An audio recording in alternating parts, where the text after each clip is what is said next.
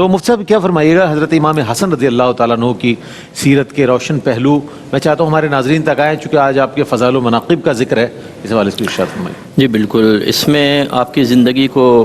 جو علماء نے تابعین کے اقوال کی روشنی میں مرتب کیا، اس میں ایک بڑی چیز نظر آتی ہے، ایک تو عاجزی اور دوسرا علم سے محبت، کہ آپ کے بارے میں منقول ہے کہ آپ اکثر اصحاب صفہ کے پاس اپنا وقت گزارتے تھے، کیونکہ وہ صحابہ تھے جو نبی کریم صلی اللہ علیہ وسلم سے علم سیکھتے تھے،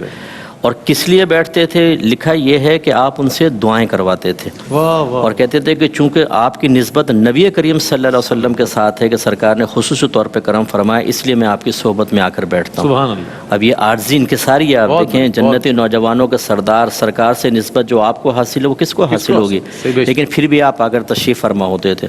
اسی طریقے سے سخاوت جو ہے وہ بہت زیادہ تھی آپ کے اندر۔ 2 مرتبہ لکھا ہے کہ آپ نے اپنا گھر کا کل مال صدقہ کر دیا تھا، نیت کی تھی کہ کل مال دوں گا 2 مرتبہ، اور 3 مرتبہ گھر کا آدھا مال دیا، اور جب آدھا مال کی نیت کی تو 2 جوتے تھے، ایک جوتا اللہ کے بارگاہ میں دیا، ایک اپنے پاس رکھا، اور ایک روایت میں کہ 2 موزے تھے، ایک موزہ ادھر دے دیا اور ایک موزہ اپنے پاس رکھا کہ وہ میرا قول پورا ہو۔ اسی طریقے سے خاتون سے جب آپ نے شادی کی تو 1000 کنیزیں ان کو تحفے میں دیں، جن میں سے ہر کنیز کے بعد پاس درہم تھے، اتنے آپ سخی آدمی تھے۔ اور اسی طرح ایک دفعہ آپ نے یہ لوگوں کے سامنے کہا کہ میں اس بات میں شرم کرتا ہوں کہ میں اللہ تعالیٰ کی بارگاہ میں پہنچ جاؤں اور ایک مرتبہ بھی اس کے گھر کی طرف نہ جاؤں، تو آپ نے 20 مرتبہ پا پیادہ حج کیے ہیں، 20 مرتبہ، یعنی برہنہ پا آپ گئے مدینے سے مکہ تک، اور پیدل حج کیے ہیں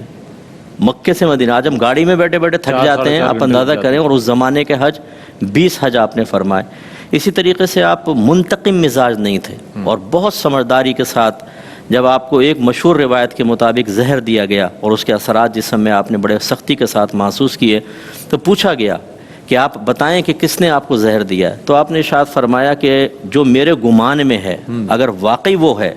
اللہ بہتر انتقام لینے والا، اور اگر وہ نہیں ہے تو میں کسی بے قصور کو خالی اپنے گمان پر کیوں احساس کو قتل کرواؤں۔ یہ بہت بڑی بات ہے کہ ایسے وقت کے اندر تو انسان ویسے جھنجھلاہٹ کا شکار ہو جاتا ہے، اور وہ کہتا ہے کہ بھائی انتقام کی طرف آتا ہے، لیکن یہ معتدل مزاجی یقیناً سرکار کے جو لعاب دہن اقدس اندر پہنچا اس نے برکات تو دکھانی تھی۔ اور اسی طرح ایک آخری روایت کہ جب آپ کا انتقال ہونے لگا تو کہتے ہیں کہ آپ نے لوگوں سے کہا کہ مجھے ذرا صحرا کی طرف لے جاؤ تاکہ میں ملکوت سماویہ پر غور کر سکوں۔ آپ اندازہ کریں، یعنی اب اللہ کی بارگاہ میں جانا ہے، ویسے آپ غور و تفکر میں آخری وقت میں بھی چاہتے ہیں کہ میں آسمانوں پہ غور و تفکر کروں، تو اس سے یہ معلوم ہوتا ہے کہ آپ کی سیرت پاک کا مطالعہ کیا جائے تو ہم وقت اللہ کی طرف رغبت، عاجزی، انکساری، علم سے محبت، دوستی، عبادات کی کثرت، اور اللہ تعالیٰ کی قدرت کاملہ پر غور و تفکر، یہ نمایاں چیزیں ہیں جو آپ کی سیرت سے حاصل ہوتی ہیں۔ کیا کہنا ہے۔